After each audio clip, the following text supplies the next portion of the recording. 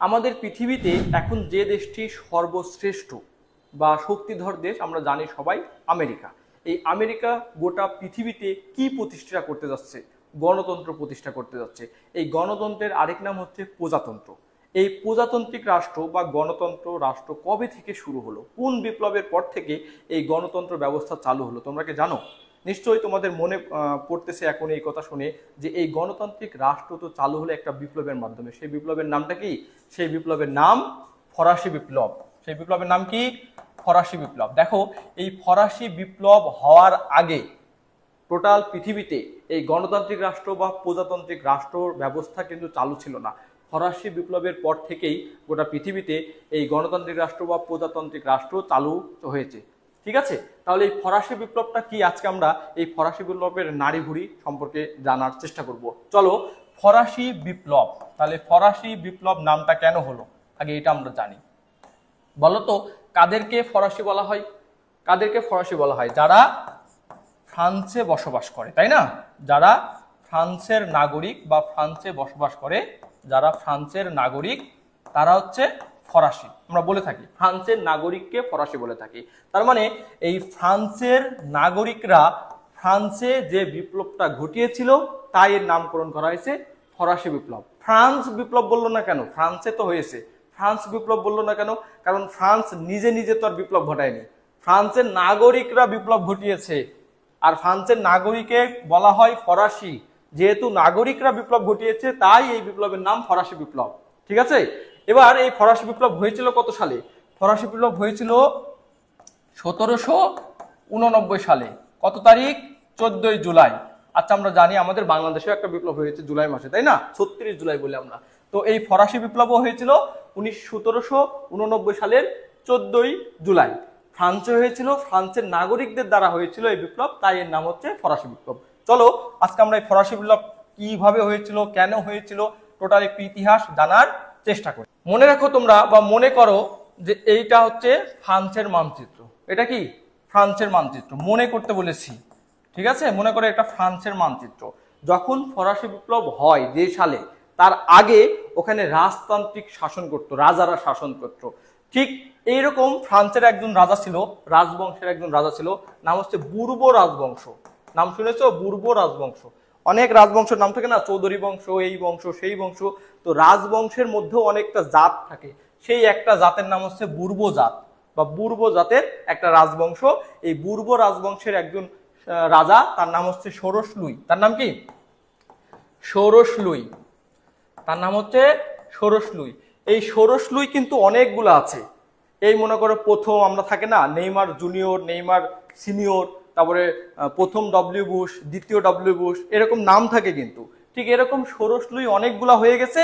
তাই এই বুর্বো রাজবংশের যে ষোড়শ লুইয়ের সময় ফ্রান্সের বিপ্লবটা হয়েছে, ফরাসি বিপ্লব হয়েছে, সেই ষোড়শ লুইয়ের নাম, মানে সেই ষোড়শ লুইটা কততম? সেই ষোড়শ লুইটা হচ্ছে 16তম। 16তম, তাকে আমরা ষোড়শ লুই বলে থাকি। তার মানে কি? 16তম। তাহলে ষোড়শ মানে হচ্ছে 16তম, এই হচ্ছে রাজা, তাহলে ষোড়শ লুই। আর এর আগে ছিল কি? 15তম, তাকে আমরা বলি পঞ্চদশ লুই। তারপরে ছিল 14তম, তাকে আমরা বলি চতুর্দশ লুই। এই চতুর্দশ লুইয়ের একটা ইতিহাস আছে।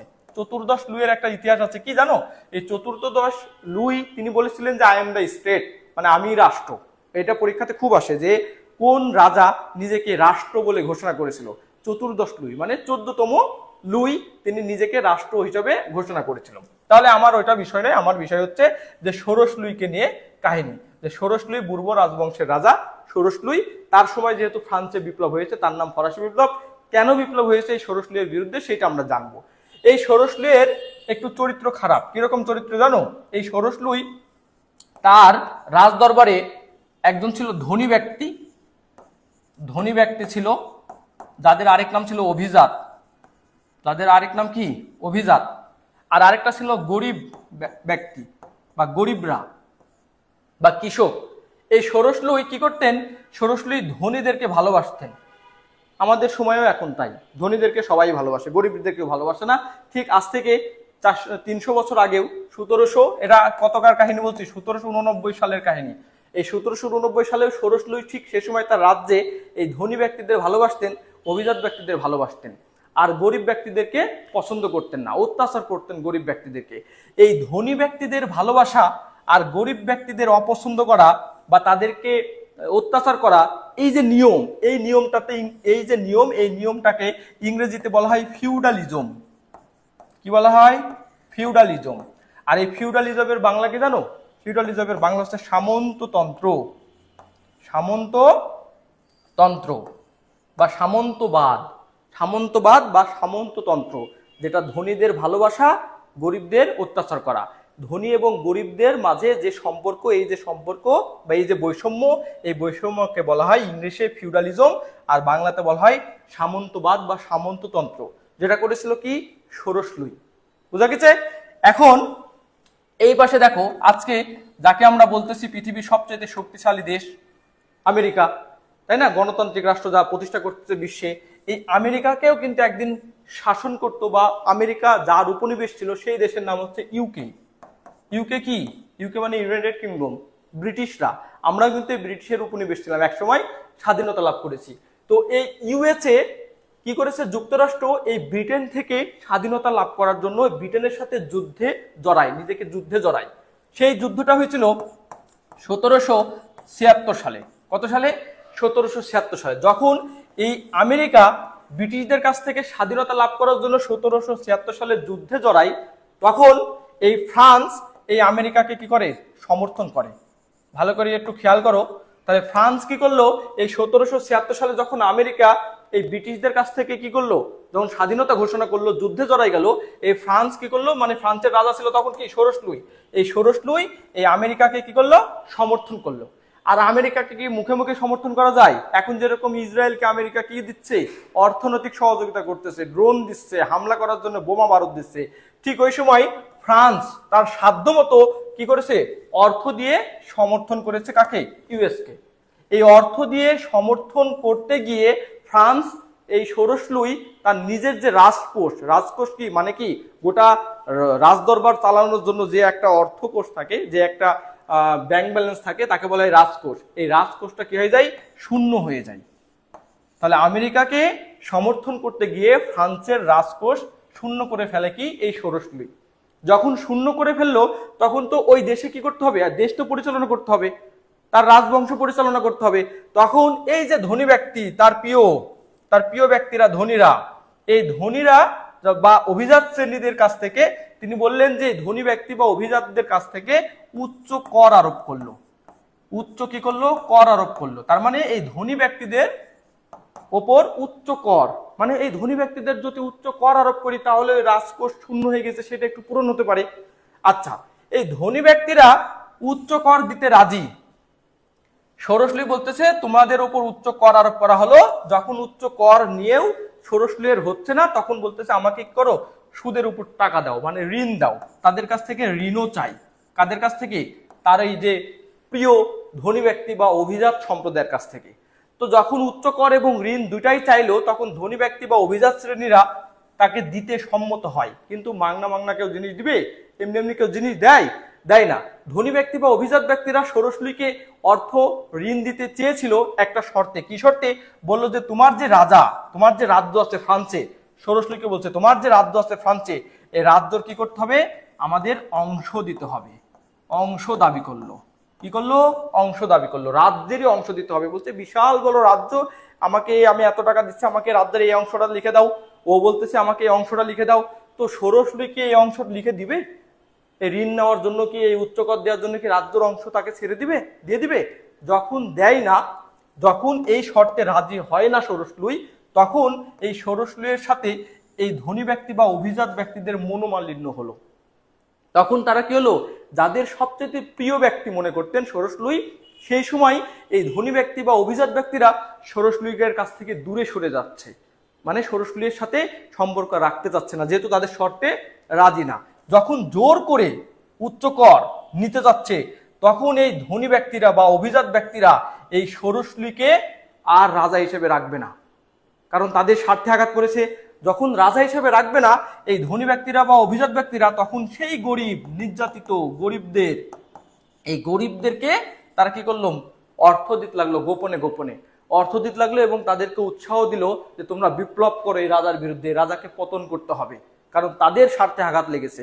এই ধনী ব্যক্তি, অভিজাত ব্যক্তিরা যখন এই গরিবদেরকে উৎসাহ দিল, যখন এই গরিবদেরকে বিপ্লবের জন্য উৎসাহ দিল, পিছন থেকে এরা আছে, ধনী ব্যক্তিরা আছে, তখনই এই গরিবরা সকল এক জায়গায় হয়ে, সবাই একসাথে হয়ে এক বিপ্লব ঘটালো 1700 কত সালে, 1789 সালের 14 জুলাই। সেই কোথায়, এটা হচ্ছে এই সরসলুইয়ের যে ফ্রান্সের যে রাজধানী আছে প্যারিস, এই প্যারিসে একটা দুর্গ আছে এই সরসলুইয়ের, সেই দুর্গের নাম হচ্ছে কি জানো, বাস্তিল দুর্গ। সেই দুর্গের নাম হচ্ছে বাস্তিল দুর্গ, সেই দুর্গের নাম হচ্ছে বাস্তিল দুর্গ। এই বাস্তিল দুর্গে কি করত, এই সরসলুই এই গরিবদের অত্যাচার করে করে এখানে বন্দি করত, মানে যারাই তার বিরুদ্ধে কথা বলতো তাদেরকে নাকি এখানে বাস্তিল দুর্গে বন্দি করত। আজকে আমাদের দেশেও কথা বললে কি করতে হতো, বিভিন্ন জায়গায় জেলখানায় বা আয়না ঘরে বন্দি করতো না, ঠিক সেই সময় এই বাস্তিল দুর্গে কি করতো, বন্দি করতো গরিবদের। তো যখন এই ধনী ব্যক্তিরা ইনফ্লুয়েন্স করলো, উৎসাহ করলো এই গরিবদের যে তোমরা কি করো, ওই রাজার বিরুদ্ধে বিপ্লব ঘোষণা করো, তখন এই গরিবরা সবাই মিলে যায় এই বাস্তিল দুর্গের উপরে আক্রমণ করলো। প্রথমেই টার্গেটকে বাস্তিল দুর্গ থেকে যত নিরীহ মানুষকে বন্দী করেছে তাদেরকে মুক্তি করা। এই যখন 1789 সালের 14 জুলাই বাস্তিল দুর্গ আক্রমণের মধ্য দিয়েই কিন্তু ফ্রান্সের যে বিপ্লবটা হয় বা সরকার যে পতন হয়, যে ব্যবস্থা ভূপতিত হয়, এইটাকেই আমরা বলি ইতিহাসে ফরাসি বিপ্লব। এই ফরাসি বিপ্লবের স্লোগান ছিল, স্লোগান কি, স্লোগান ছিল হচ্ছে সাম্য, ভ্রাতৃত্ব, ভ্রাতৃত্ব, আরেকটা আছে স্বাধীনতা। সাম্য, ভ্রাতৃত্ব আর হচ্ছে স্বাধীনতা। তাহলে এইটা হচ্ছে স্লোগান, সাম্য, ভ্রাতৃত্ব আর হচ্ছে স্বাধীনতা। তাহলে ফরাসি বিপ্লবের স্লোগান কি, সাম্য, ভ্রাতৃত্ব, স্বাধীনতা, এই তিনটা। এই ফরাসি বিপ্লবের স্লোগান কে দিয়েছিল, সেই ফরাসি বিপ্লবের স্লোগান দিয়েছিল ফরাসি দার্শনিক, তার নাম হচ্ছে জ্যাক রুশো। আমরা এটার নামটা জানি যে রুশো। এই রুশো, ফ্রান্সের দার্শনিক রুশো, জ্যাক রুশো, তিনি এই ফরাসি বিপ্লবের যে স্লোগান সাম্য, স্বাধীনতা, ভ্রাতৃত্ব, এই স্লোগানের স্রষ্টা বলা হয় জ্যাক রুশোকে। তারপরে দেখো কি হয়েছে, যেহেতু ধনীদের ইনফ্লুয়েন্সে, ধনীদের উৎসাহে কিন্তু এই বিপ্লবটা হয়, তো সাধারণত বিপ্লব হয় গরিবদের দ্বারা, কিন্তু এখানে ধনীদের কারণে বিপ্লবটা হয়েছে। তো ধনীদের কারণে যখন এই বিপ্লবটা হয়, তখন এই ফরাসি বিপ্লবের আরেক নাম দেওয়া হয় বুর্জুয়া বিপ্লব। বুর্জুয়া বিপ্লব, বুর্জুয়া শব্দের অর্থ হচ্ছে ইলিট শ্রেণী। এলিট শ্রেণী আমরা কাকে বলি, এলিট শ্রেণী বলি আমরা অভিজাত সম্প্রদায়কে বা ধনী ব্যক্তিদেরকে। যেহেতু ফরাসি বিপ্লবটা হয়েছিল ধনী ব্যক্তিদের দ্বারা, ধনী ব্যক্তিদের ইনফ্লুয়েন্সে, তাই এই ফরাসি বিপ্লবকে বলা হয় বুর্জুয়া বিপ্লব। তাহলে ফরাসি বিপ্লবের আরেক নাম কি, বুর্জুয়া বিপ্লব। এই ধনী ব্যক্তি বা বুর্জুয়া বিপ্লবের যে নেতৃত্ব দিছিল, যে যার নেতৃত্বে ফরাসি বিপ্লবটা হয়েছিল, তার নাম হচ্ছে রোবস্পিয়র। তার নাম কি, রোবস্পিয়র। এই রোবস্পিয়রের নেতৃত্বে এই গরিবেরা, গরিব সম্প্রদায়রা এই বিপ্লবের সংগঠন করে বা এই বিপ্লবের ঘটনা ঘটায়। তাহলে রোবস্পিয়র, এই রোবস্পিয়রের হাতেই রাজাই সরসলুই 1793 সালে এই রাজা সরসলুইকে এই রোবস্পিয়র কি করে, গিলোটিন দিয়ে হত্যা করে। গিলোটিন কারা বা গিলোটিন কি, যদি তোমরা দেখতে চাও বা জানতে চাও, গুগলে সার্চ দিবা, গিলোটিনের ছবি চলে আসবে। একটা টিনের মতো আছে, মাথা, তোমরা পাঠা বলি দেয়া দেখেছো, ঠিক এইভাবে মাথা দিয়ে চাপ দিলেই মাথা আলাদা হয়ে যায়। এখন তো দা দিয়ে কোপ মেরে আলাদা করে, তখন টিনের একটা যন্ত্র ছিল যার মধ্যে মাথা দিয়ে চাপ দিলে আলাদা হয়ে যায়, এটা হচ্ছে গিলোটিন। তো এই রোবস্পিয়র, যারা ধনী বা বুর্জুয়া শ্রেণী, যার নেতৃত্ব দিয়েছিল, এই রোবস্পিয়র এই সরসলুইকে 1793 সালে কি করেছে, গিলোটিন দিয়ে হত্যা করে। তো যখন রাজাকে হত্যা করলো রোবস্পিয়র, এখন সরসলুই যতই খারাপ হোক, সরসলুইয়ের কিন্তু সমর্থক আছে, তারাও মনে করো খারাপ, কিন্তু সমর্থক তো আছে। এই সমর্থকরা বা এই যারা আছে, বাহিনী আছে, এই রাজা সরসলুইয়ের এই এরকম একটা বাহিনী ছিল, তার নাম হচ্ছে জ্যাকোবিন বাহিনী। এই জ্যাকোবিন বাহিনী, এই সরসলুইয়ের যে জ্যাকোবিন বাহিনী আছে, এই জ্যাকোবিন বাহিনী সরসলুইকে 1793 সালে হত্যা করার পরে জ্যাকোবিন বাহিনী তার রাজার হত্যার প্রতিশোধ নেওয়ার জন্য কিন্তু যুদ্ধ শুরু করে দিল। কাদের সাথে যুদ্ধ শুরু করে দিল, এই রোবস্পিয়র বা বুর্জুয়া শ্রেণী এবং গরিবদের সাথে। কারণ তারা সবাই মিলে কি এই ফরাসি বিপ্লব, ফ্রান্সের বিপ্লব ঘটিয়েছে, সবার সাথে এই জ্যাকোবিন বাহিনী যুদ্ধ করে। এই যুদ্ধটা চলেছিল 1793 থেকে একদম 1799 সাল পর্যন্ত এই যুদ্ধটা চলে। এবং ফ্রান্সের একজন বিখ্যাত নাবিক, তোমরা সবাই এই নামটা জানো, ফ্রান্সের একজন বিখ্যাত নাবিক নাম হচ্ছে নেপোলিয়ন বোনাপার্ট, যিনি বলেছিলেন তোমরা আমাকে শিক্ষিত মা দাও, আমরা তোমাকে শিক্ষিত একটা জাতি দেব, বলেছিল না? সেই ফ্রান্সের নাবিক নেপোলিয়ন বোনাপার্ট তিনি এই 1799 সালে এই ফ্রান্স যে ফরাসি বিপ্লব, এই ফ্রান্সের তিনি নিজেকে সম্রাট হিসাবে ঘোষণা করে। 1799 সালে কে? Napoleon Bonaparte. যখন তিনি নিজেকে সম্রাট হিসেবে ঘোষণা করলো, তখন এই ফরাসি বিপ্লব বা ফ্রান্সের যে বিপ্লব, এই বিপ্লবটা সমাপ্ত ঘোষণা করা হয়, ফ্রান্সের বিপ্লবের অবসান ঘটে। তাহলে ফ্রান্সের বিপ্লবটা শুরু হয়েছিল 1789 সালে, আর শেষ হলো কত? 1799 সালে। দেখো তো, 89 থেকে 99 কত বছর? 10 বছর। তার মানে ফ্রান্সের যে ফরাসি বিপ্লব হয়েছে তার মেয়াদ ছিল কত বছর? 10 বছর। যখন নেপোলিয়ন, এই নাবিক নেপোলিয়ন যখন নিজেকে সম্রাট ঘোষণা করলেন, তখন তার বয়স ছিল 30 বছর। তখন তার বয়স ছিল কত বছর? 30 বছর। তার মানে 30 বছর বয়সে নেপোলিয়ন নিজেকে ফ্রান্সের সম্রাট হিসেবে ঘোষণা করলেন। এবং যখন ফ্রান্সের বিপ্লবটা শুরু হয়, তখন কিন্তু এই নেপোলিয়নের বয়স ছিল কত? 1789 সালে, যেহেতু 10 বছর আগে, তখন তার বয়স ছিল 20 বছর। আর এই জন্য ফরাসি বিপ্লবের শিশু বলা হয় এই ফ্রান্সের নেপোলিয়ন বোনাপার্টকে। কেন শিশু বলা হয়? কারণ তার সেই সময় বয়স ছিল 20 বছর। আর যখন এই ফ্রান্সের বিপ্লবটা শেষ হয়, তখন তার বয়স ছিল 30 বছর। এই জন্য ফরাসি বিপ্লবের কি বলা হয়? শিশু বলা হয় নেপোলিয়ন বোনাপার্টকে। এবার আমরা এই বিপ্লবের মধ্য দিয়েই পৃথিবীতে যে রাজতান্ত্রিক ক্ষমতা, সেই রাজতান্ত্রিক ক্ষমতা বা সামন্তবাদ বা সামন্ততন্ত্র চিরতরে মুছে যায় এবং গণতন্ত্র প্রতিষ্ঠা হয়। আমি তোমাদের বলেছিলাম যে এই বিপ্লবে ইউএসএ, এই ফরাসি বিপ্লব কি করেছিল? ইউএসএ আমেরিকাকে সাহায্য করার জন্য কিন্তু ফ্রান্সের রাজকোষ শূন্য হয়ে গেছিল, মনে আছে? এই 1776 সালে আমেরিকা নিজেকে স্বাধীনতা ঘোষণা করে। কার কাছ থেকে? ব্রিটেনের কাছ থেকে। তার 100 বছর পর 1876, 100 বছর পরে যখন 100 বছর স্বাধীনতা উদযাপন করবে ইউএসএ, এই 100 বছর স্বাধীনতা উদযাপন উপলক্ষে ফ্রান্স এই ইউএসএ কে একটা দারুণ একটা জিনিস গিফট করে। মানুষ বন্ধুর উপহার গিফট করে না জন্মদিনে, ঠিক ইউএসএ 1776 সালে ফ্রান্স কিন্তু তার পাশে ছিল।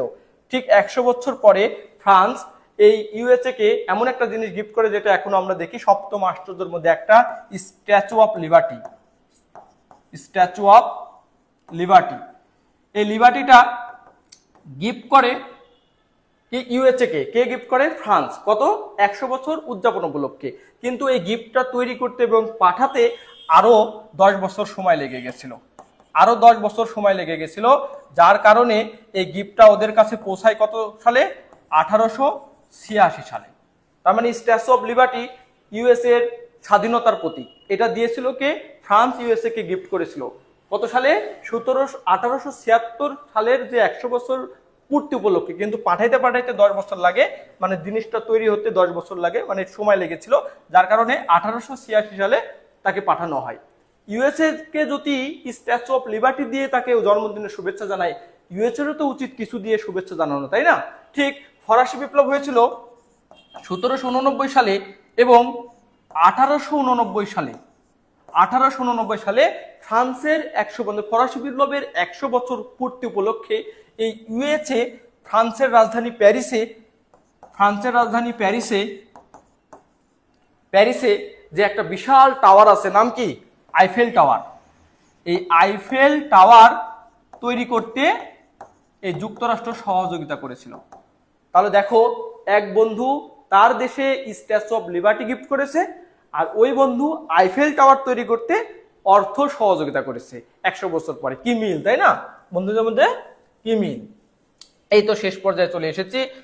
এবার ফরাসি বিপ্লবের কিছু দার্শনিকের আমরা তথ্য জানি, যে ফরাসি বিপ্লবের দার্শনিক কে ছিল। আমরা জানি ফরাসি বিপ্লবের স্লোগান কি? স্বাধীনতা, সাম্য এবং ভ্রাতৃত্ব। কে করেছিল এটা? জ্যাক রুশো, তাই না? Jack Russo. এই জ্যাক রুশো একটা বই লিখেছিল, সেই বইয়ের নাম হচ্ছে দ্য সোশিয়াল কন্ট্রাক্ট, এই বই। তারপরে আরেকজন দার্শনিকের নাম আমরা জানি, মন্টেস্কু। মন্টেস্কু। এই মন্টেস্কু একটা বই লিখেছিল, তার নাম হচ্ছে দ্য স্পিরিট অফ লস। আরেকটা দার্শনিকের নাম আমরা জানি চার্লস ডিকেন্স।